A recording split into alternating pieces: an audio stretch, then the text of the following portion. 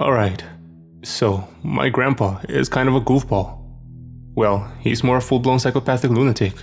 A lunatic that lives in the room next to me. The entirety of our family casted us out because of the shit my grandpa pulled during his younger years.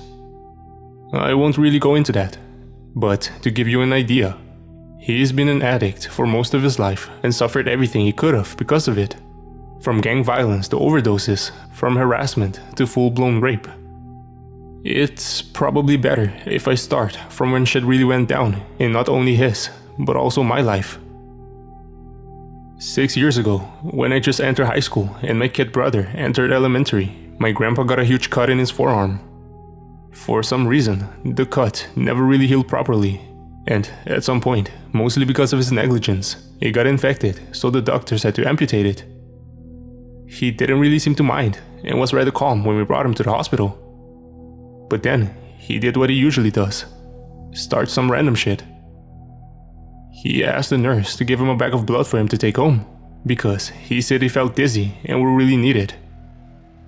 After the nurse repeatedly told him no, he presumably started to attack her, screaming, "Just one bag, you filthy bitch! He doesn't want mine anymore, don't you understand?" Luckily, the nurse didn't sue him, for I'm sure we would have to pay for him, because my mother's heart can't bear seeing her father serve time. She probably knows that once he's in, he'll either stay there for good, or get out in a body bag. From that day onward, I kept hearing him say, "I want to go back," in the middle of the night. After a few months, he started to become stable again, even better than he was before the amputation. My mother even let him take my little brother to the park, after he kept begging her to let him spend more time with his grandsons.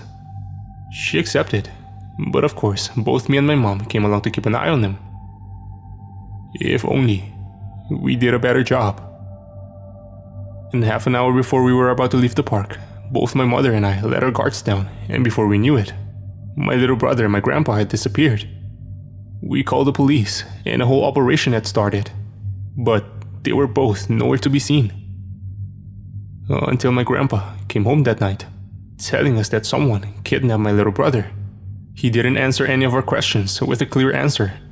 The only thing he said was, "I can finally go back," making us suspect the worst.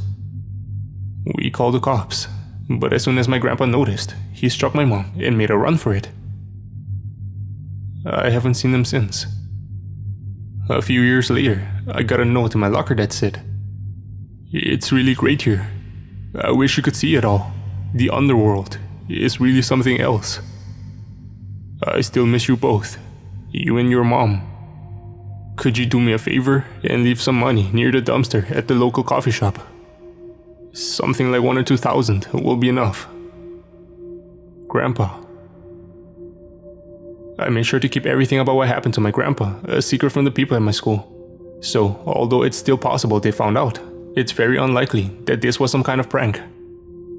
I'll tell you guys right off the bat, I didn't go to the dumpster, even if my grandpa would be there, because I'm too scared to see him again. Last year, they finally found what was left of my little brother. In the sewers, a short distance from the park we visited, a group of teenagers found him when they were trying to make a spooky vlog. The following part took me a whole week to write, because every time I tried, my finger started to go numb for some reason. His neck was chained to a wall, and his skin was pale as could be.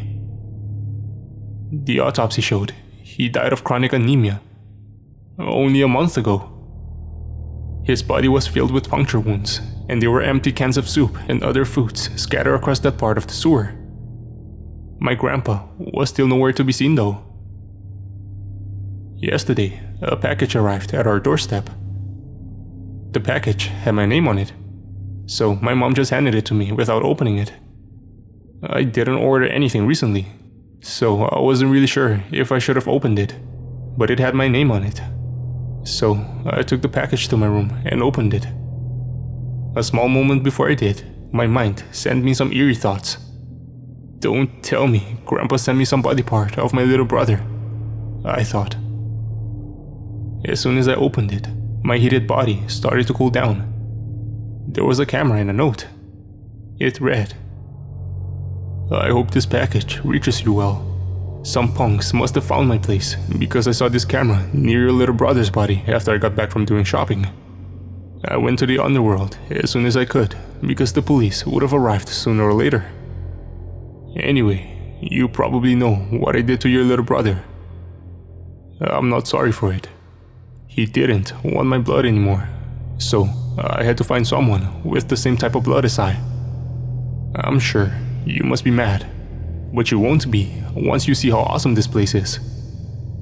I took the camera with me so you can find out yourself. He told me to never record anything, but I still did it. Fuck him. Take a look, I'm sure you'll like it. P.S. If you want to come too, meet with the man in the video around minute 4 or something. He can be pretty hard to find though. He'll tell you what he wants for the trip to the Underworld."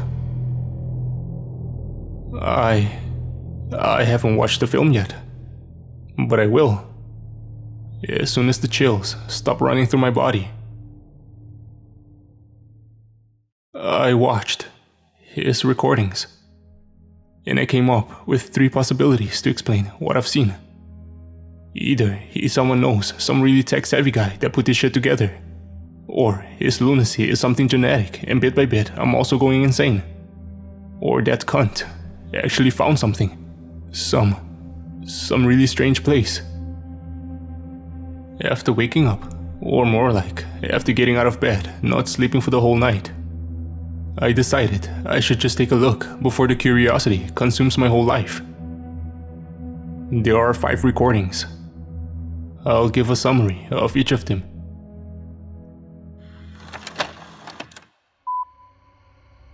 The first one starts off with him in the sewer, with 30 seconds of him aiming the camera at the floor, not realizing he already started the recording. After a swift shot of my little brother's body, he walked through the sewers.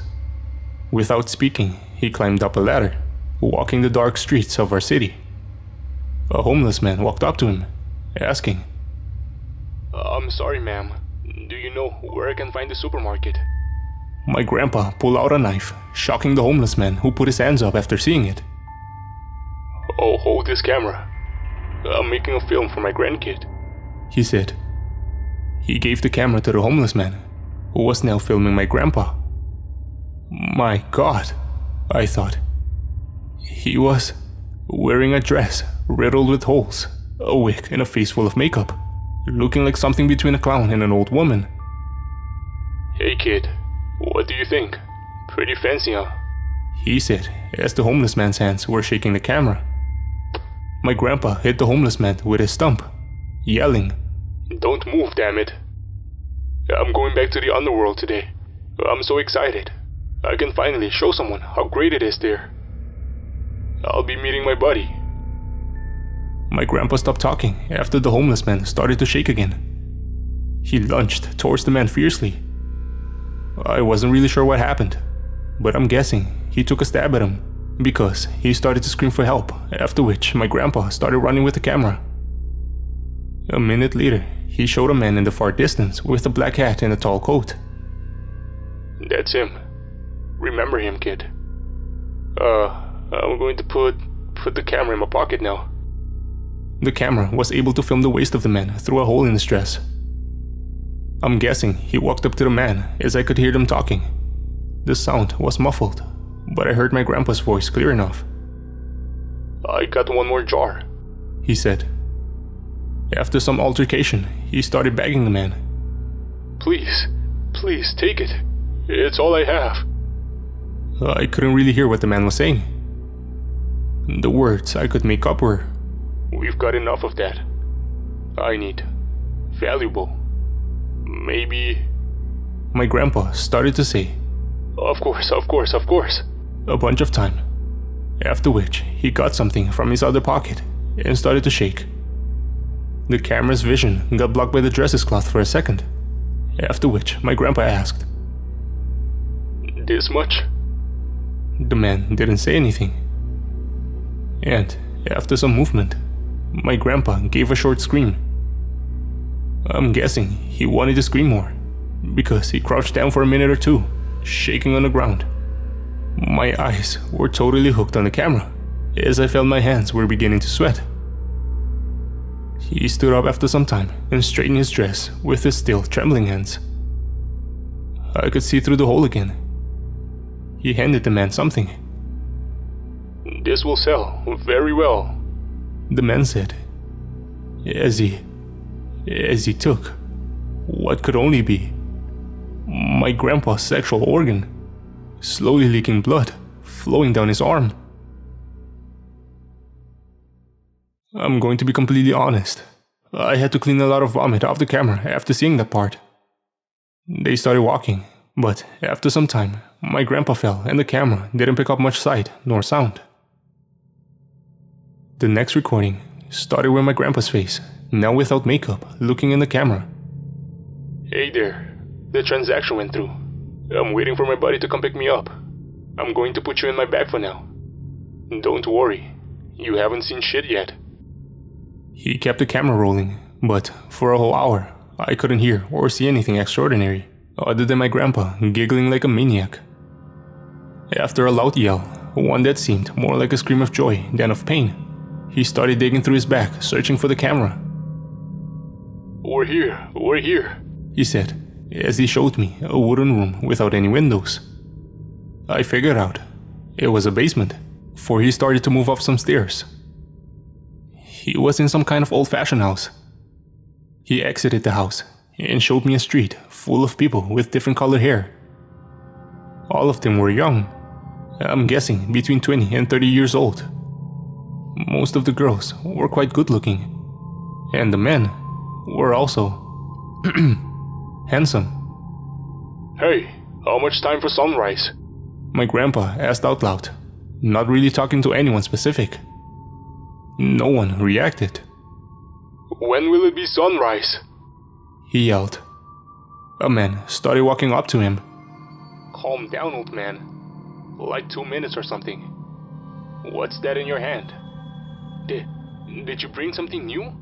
he yelled, after which everyone started to gather around my grandpa. He raised his hand and showed me all of the people around him, together with a wider view of the village.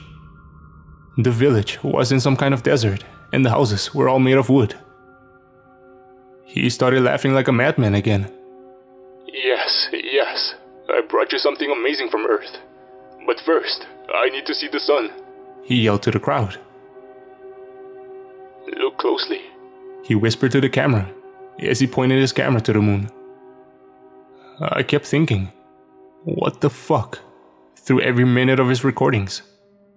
But after he showed me the sky, I really started to flip out. He pointed the camera at the moon for a minute, and then it happened. The moon exploded, sending a wave of light throughout the whole sky. The sky turned completely dark for a few seconds, after which, out of the same spot the moon was in, a ball of light appeared with a great bang, turning night into day.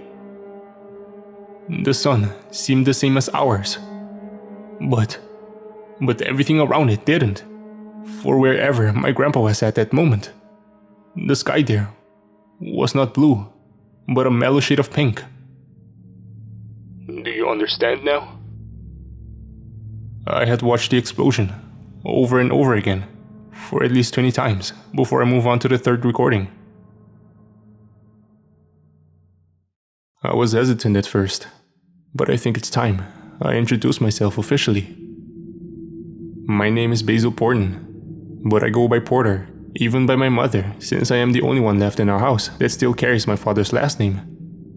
I'm a teenager, born in the US, but my mother is British, and after the family casted us out, we moved to East England. You already know a lot about my grandpa, Warwick Murrow, also known as Matt Murr. Now, where was I left? The third recording was a walk through the village. My grandpa was quite famous in the strange village he called the Underworld. People would wave at him wherever he went, and a lot of people would come up and talk to him, mostly about Earth, like it was some kind of foreign place to them. I wasn't sold on the fact that my grandpa was in the Underworld. Maybe he just joined some society filled with crazy people like himself. In the fourth clip, he sat down on a bench and started explaining stuff to me.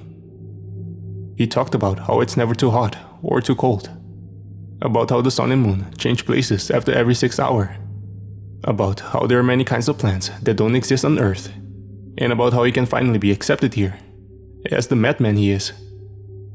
Porter, I want to live here forever, but it's difficult.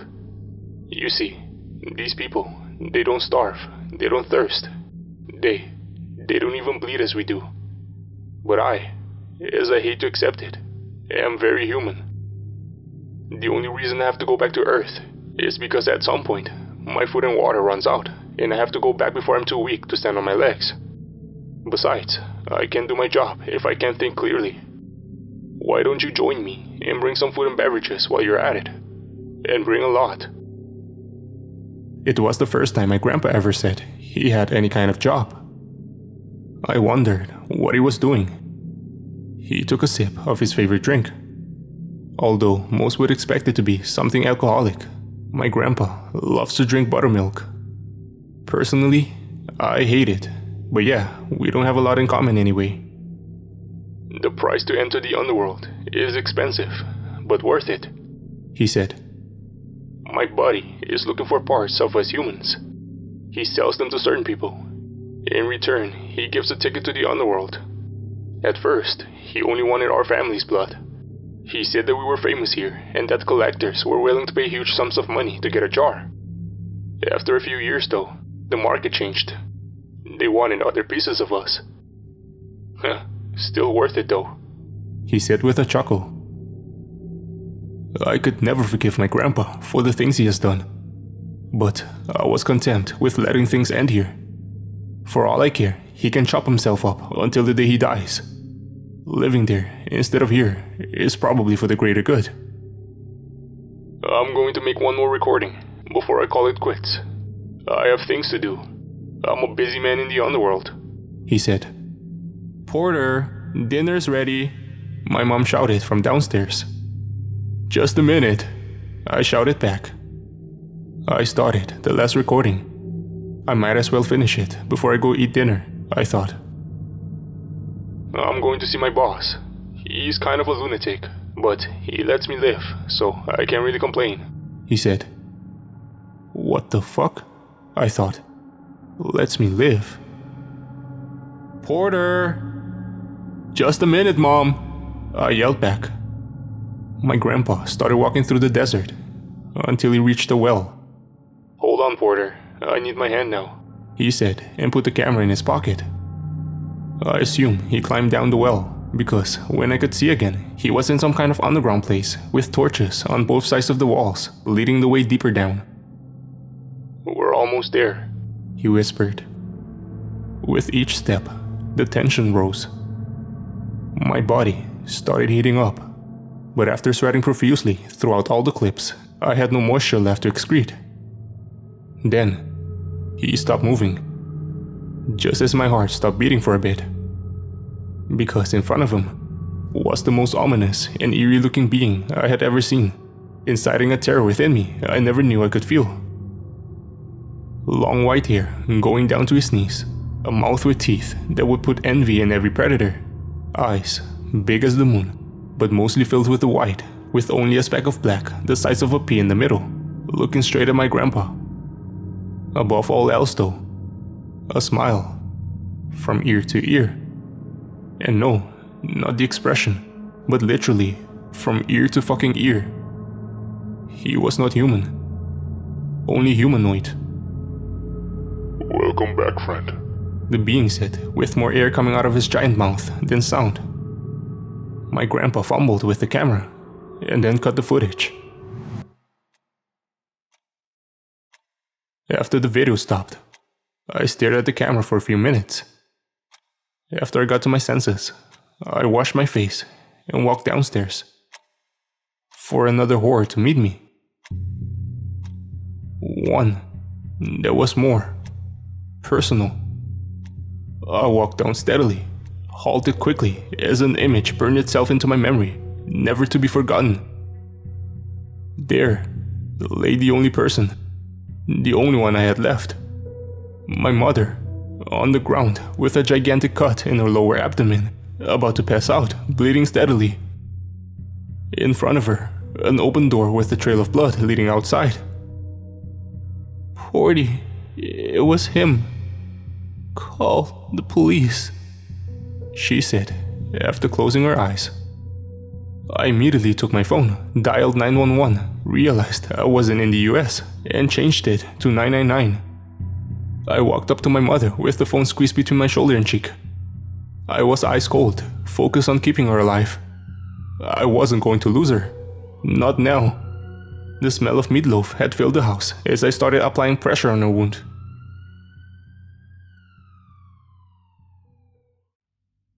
The doctors told me her uterus had been cut out of her body, and that she was in a critical yet stable state at the moment. The police asked me questions, already suspecting someone, even though he had gone missing all these years. Should I show them the footage? It doesn't really prove anything, even if they believe me. For how long can they protect us? How long can they guard us from him? Do I even want them to take care of this? Until now, I had accepted everything he had done to us, mostly because I had no choice. But it seems that this won't end until I end him. The hunter must become the prey. Seeing that he stole a part of my mother, he must be on his way to the Underworld now. I have to find the mystery man, because only he can lead me there.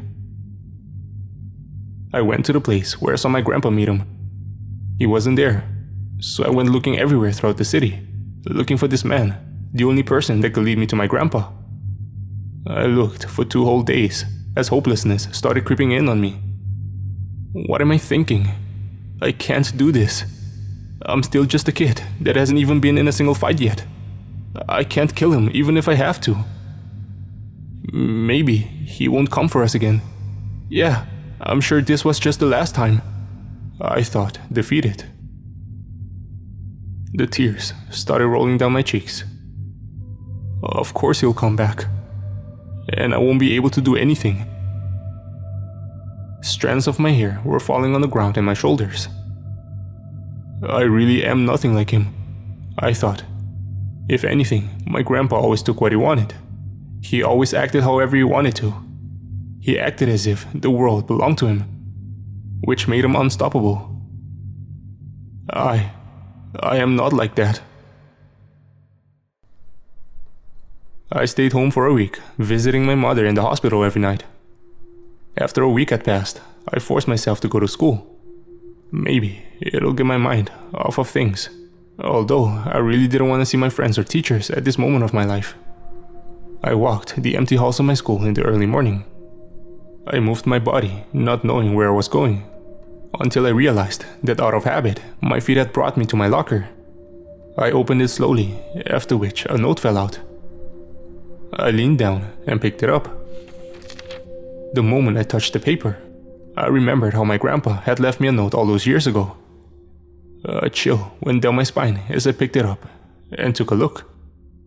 Hey dude, the boys and I haven't heard from you in a while, and you aren't answering our calls, messages, or opening the door. We're going on a camping trip. Yesterday and the day after tomorrow, it seems. So, we're going to skip school for a few days. If you're down, you can join us. Just give me a call, little bitch. Matthew. I chuckled for a bit. I forgot I had a social life after everything that happened to me. It sure is a more pleasant note than I had expected. My grandpa's note those years ago. What did it say again? I tried to remember. It's really great here. I wish you could see it all. The Underworld is really something else. Could you do me a favor and leave some money near the dumpster at the local coffee shop? The coffee shop? Of course, I thought. I had come at an impasse. Give up and live my life to the fullest, enjoying it as much as I can. Or try to serve justice. And above all, revenge. I stood there with my head against the lockers, trying to think. But not a lot of thinking was going on, for the image of my mother laying there on the ground The image of her in her hospital bed was blocking every thought I tried to form. Do I even deserve to live if I don't even try to protect my loved ones?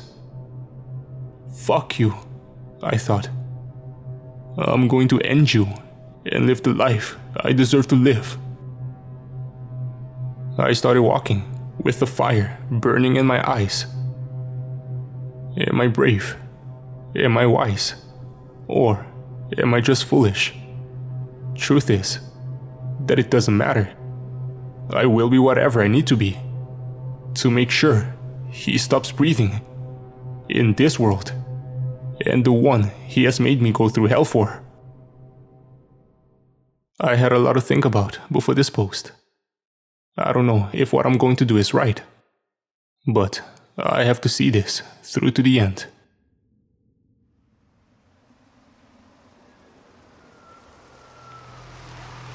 The world has been quite silent the past time, I thought, as I exited the bus. Here it is, the Littler, the coffee shop my grandpa wrote about. I did a Google search before coming, but I couldn't find anything about the mystery man, nor any information about this coffee shop. I wasn't going to enter the shop. I just had to get to the back. Looking around the shop, I found a small path that seemed to go where I wanted to be. I made my way, but was quickly stopped by a warm hand that gripped my shoulder. "Can I help you?" a voice asked. I turned around and saw a mountain of a man standing behind me. He was old, had glasses, with gray hair, slicked back like an Italian mobster. "Oh, I work here. I just wanted to check something in the back." "You don't work here." I do." "Kid," he whispered. "I own this place."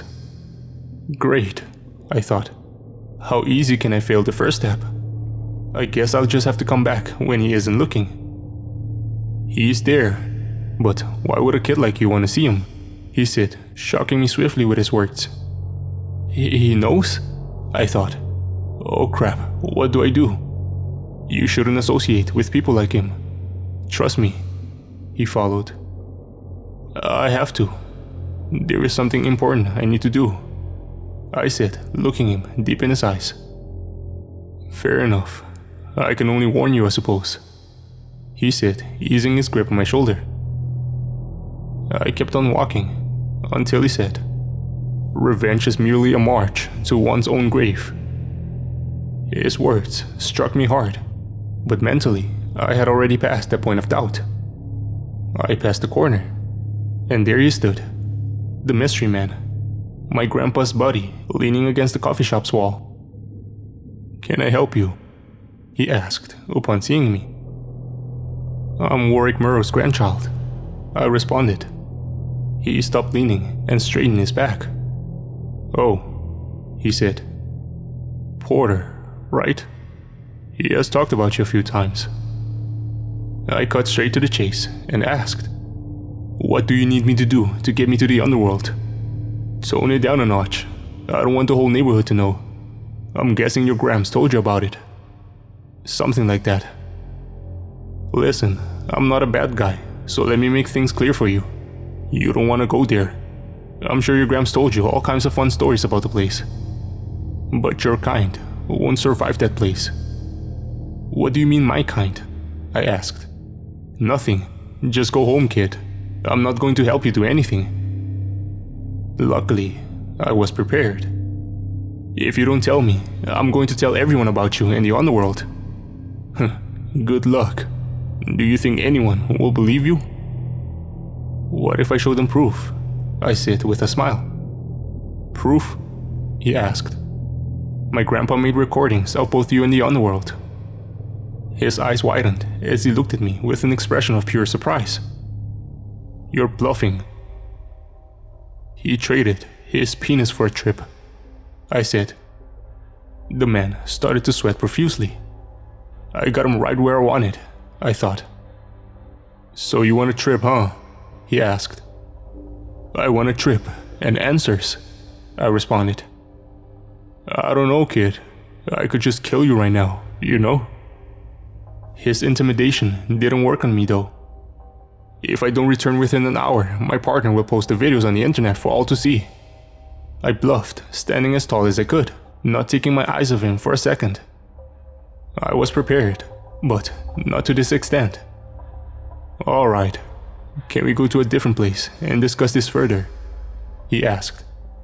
We'll do this right here, right now, I said. He started to laugh, but I still kept looking at him, as stern as I could. Alright kid, you got me, he said. You're not going to the Underworld after you hear everything I'm about to say to you anyway. To be honest, I'm partially to blame for everything that happened. People like me take people like your Gramps to what you call the Underworld. It is, if you believe it or not, a real place filled with people that seem like humans but are something very different. Just like Earth, our kind has good, but also bad people just living their everyday life. The gates to these worlds are guarded by people like me. I am a little bit different though. You see, humans are quite a rarity in our world. So there are a lot of people who pay huge amounts of money to have their pieces. So you make people give you body parts to go to this magical kind of place. No, not exactly, kid. I don't make them do anything. It's all their free will. If I don't recruit regular people, I scout people who are evil, like your Gramps. So you think of this as some kind of punishment? I don't really get what you're trying to do, because my grandpa wanted to go to this place. He killed my brother and attacked my mother. He said, and took a pause. Kid, here's the thing. No one is supposed to come out of that place alive. What do you mean? I asked. Your grandpa is the first client that has ever come back. I sent these evil people to the Underworld to be hunted down by an accomplice of mine and make a few extra bucks of their body parts. My accomplice sells the body in Alum, and I sell the single body parts they pay me to my partners here on Earth. For some reason, your grandpa keeps finding a way to come back, and I have no way of reaching my accomplice. I just keep accepting his payment, hoping that he finally gets killed this time. Alum, I asked. If you call this place Earth, that place is what we call Alum. His story seemed to make sense. It would explain a lot. It's a lot to take in, I said. See, you don't want to go there, he said. Why did he go for my brother and mother? I asked. Well, in order not to take body parts of random people and to cause any national panic, I fool my clients by telling them only the parts of their bloodline are acceptable because they are special, even though they really aren't. Because they usually give the first part of their own body, and because they usually die after their first trip anyway. This usually doesn't cause any trouble. Usually. Why? Why didn't you just kill him here? He sighed. Kid, this world, just like mine, is a rough place. I was making money because of your Gramps. Although I didn't want to get involved, I'm not going out of my way to save people I don't know. You can blame me all you want, but at the end of the day, it was your Gramps that chose to hurt you and your family. I never forced him to do anything, alright? My eyes started to water, but I wasn't going to let myself cry. Why don't you just give me the recordings and we can just forget about all this? He asked. He was nowhere near a good person in my eyes, but he is honest. I'll get you the recordings, but I'm still going to the Underworld. Consider the camera my payment. Fine, he said, gave me a few pats on my back, and said, let's go get your camera. We started to walk to my home without exchanging a single word on the way. I was deep in thought the whole way through, thinking about everything the mystery man had told me, about the Underworld and the people that inhabit it. Although I was going there with a grim mission, I couldn't help but get excited. We entered the house. You can sit in the living room. I'll go get the camera upstairs, I said. I don't think you need to do that, he said while standing in the open doorway. He put his hand on my shoulder, then moved it to my neck and gripped it. "Sorry, kid. It's just business," he said. I looked at his eyes, like the naive kid I am, and at that moment, I realized what kind of grand mistake I had made. I'm about to die. But at that moment, through the light that shone out of my doorway, an arm reached across, not my own, but the mystery man's neck. He pulled him away from me whilst choking him. He turned around and got inside, kicking my frozen body out of the way.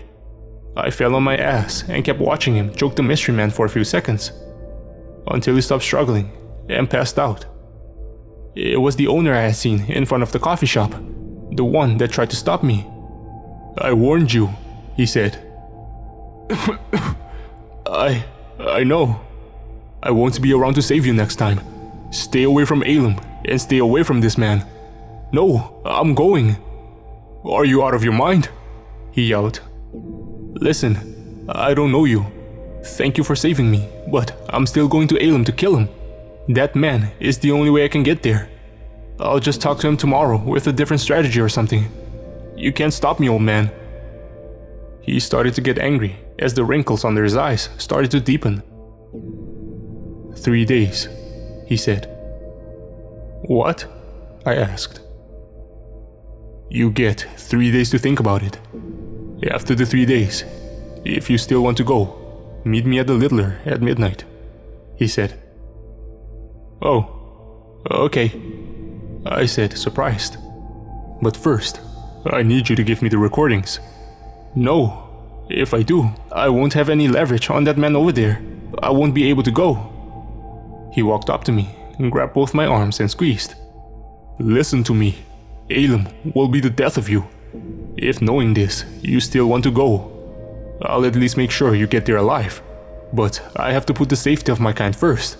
So you either trust me and give me the recordings, or I'll go get them myself. He loosened his grip, and we started to move upstairs. I handed him the camera. He watched the first 2 clips and then put it in his pocket. 3 days, he said. I nodded, and we started moving downstairs again. To my horror, the mystery man had disappeared. But before my body could panic, the coffee shop owner quickly said, Don't worry about him. As I had already put my trust in him, I continued to do so. He gave me 3 days to reconsider my choice. But those 3 days will only be used to prepare my plan. My plan to kill Grandpa. First, I need a gun. A gun. A gun. A gun in England shouldn't be that hard, right? I thought, eating my breakfast at 2 o'clock like I always do. Even with Mom gone, I still eat Raisin Bran. I'm such a baby. I guess I'll buy some Cocoa Puffs when I go to the supermarket tomorrow. Well, let's see. Guns are illegal in this country. I don't know anyone that has any gang or mob ties, and I got about 26 pounds. Let's go look for some shady figures, I guess. At 9 o'clock p.m., I went to the park a few blocks away from my house. Sat down on a bench filled with Sharpie drawings and waited. This park is usually packed with the dangerous sort. 3 hours later, at around 12:30, they started coming. A gang of 5 boys, on average probably around 5 or 4 years older than I am. They started to approach me, probably because I was staring at them the whole time. With each step they took with their fancy brand shoes, my heart started to beat faster and faster. Hey there, kinda late for a kid like you to be outside, isn't it? One of the boys said. Yeah, don't you have school or something tomorrow? Another followed. Alright kid, just beat it, we're going to sit here. I need One of them grabbed me by the arm and pulled me off the bench. Come on now, chop chop. Just say it, Porton. Just say it, I thought, but I still merely looked at them, and sensing from their faces, they were starting to get annoyed. Oi, fuck off before we beat the shit out of you, one of them shouted. I need a gun, I finally said. The group started to look at each other in confusion. What did you say? One of them asked. Do you know where I can get a gun? I said. One of them grabbed me by the collar and started moving me out of the park. But one of his friends, red-haired with a shabby-looking beard, stopped him, saying, "Guns aren't free, you know. How much you got on you?" I couldn't be honest. I don't really have an idea about the prices of weapons, but I'm pretty fucking sure 26 pounds won't cut it. "I got 1,000 at home," I said. Well, the ginger said. "Quite the grin you got there, buddy. Why don't you bring it so I can get you a deal?" "Show me the guns first," I said. "I'll trade you this one for the 1,000, he said, pulling up his sweater, showing a silver-colored gun, the kind of which I have no idea of. Here's my chance, I thought, and lunged for the gun in his belt. There was no way I could get a gun in a clean way. I just have to grab it and make a run for it. My palms touched the gun. It was warm, heated by the boy's body temperature. My heart raced like Speed Racer as adrenaline was rushing through my veins. Turn and run, I thought. Turn and run. They were battle-hardened, for two of the boys reacted so swiftly that even though I was just a teenager on his own, they'd never let their guards down. One of them hit me in the head, followed by the other wrapping his palms around my wrist, making sure I wasn't able to pull the gun out of his friend's pants. My index finger reached for the trigger, and I tried to pull it, holding my breath, anticipating a blast that would most likely blow the ginger's dick a way he wasn't used to. Lucky for him, and I guess for me too, the gun had its safety on. The one holding my wrist cocked his leg backwards and launched a knee in my guts, forcing every bit of fluid my body contained to spill on the ginger's fancy shoes. I fell down on my own vomit as the world stopped spinning for a moment. After a barrage of kicks to my sides, the boys helped me up and put me on the bench I was just sitting on. Alright, that's enough. Calm down, I'm not hurt, the ginger said. He lifted my hanging head by pulling my head towards the night sky. What the hell were you thinking? He asked, giving me a slap on the face with the palm of his hands. I need a gun, I uttered. Why do you need a gun? He asked. He's going to kill me.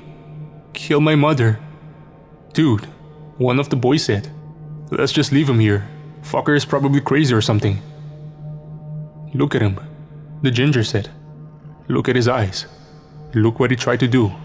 He might very well be insane, but no fool would do this without a good reason. What the fuck do you want, man? You want to adopt him or something? He asked, laughing. Kid, you're not getting a gun. Not off of us, that is. But trust me, all of us here believe that sometimes, some people just have to disappear. My eyes started dropping tears, but I felt no sadness or humiliation in any sense. I just felt like crying, I suppose. I did just almost bite the dust. Maybe some of it got in my eyes, I thought in the midst of my interrogation. Listen, does the person you need gone know that you want them gone? He asked. I shook my head, indicating a no as answer.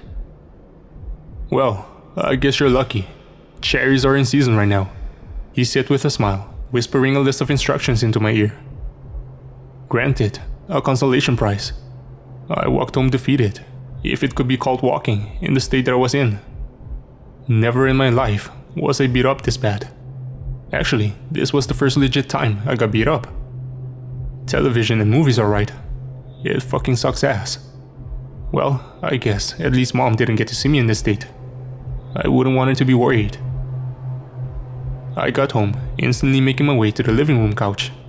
The stairs can wait until tomorrow. I closed my eyes, trying to comfort myself, thinking, you only have 3 days. Well, of course you can't find a gun in 3 days. You tried your best. Don't be sad. You're just a normal kid. Guns are for criminals and police officers. It would be pretty insane if a kid like you would be able to find a gun so quickly, right? What kind of mad world would you be? Would you be living in? Wait a second. I got up, barely, for my body had already prepared itself to fall asleep when my bottom had reached the soft cushions of the couch. I made my way up the stairs, holding the railing tight with every single step. I didn't enter my own room, but the one next to it. The one that belonged to him. I hadn't entered this room in years, ever since my little brother disappeared. My God, it was a freakish mess inside. Mom never bothered to clean it, I guess. It probably reminded her of everything that had happened. After an hour or two of searching, in a secret department in his desk, I found it. A 6-shooter and a box of bullets. Of course, a man like him would have a gun. I hope he likes the taste of lead. Fired from his own trusty sidearm.